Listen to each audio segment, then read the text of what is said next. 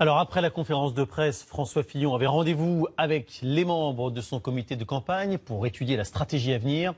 Une façon de rassembler les fidèles avant de repartir au combat. Valérie Nataf, Yves Le Bacon et Pascal Chocnet leur ont demandé quel était désormais leur état d'esprit.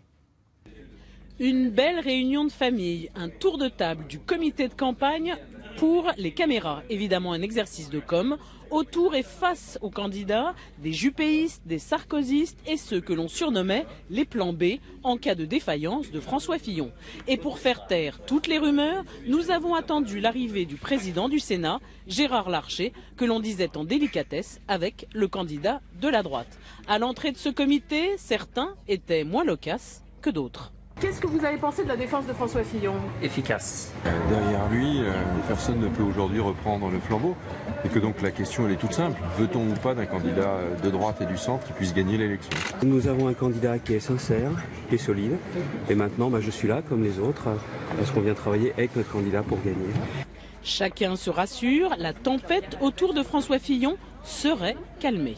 C'est une nouvelle étape de réorganisation dans la campagne de François Fillon, après cette tourmente médiatique très forte qu'a subi le candidat.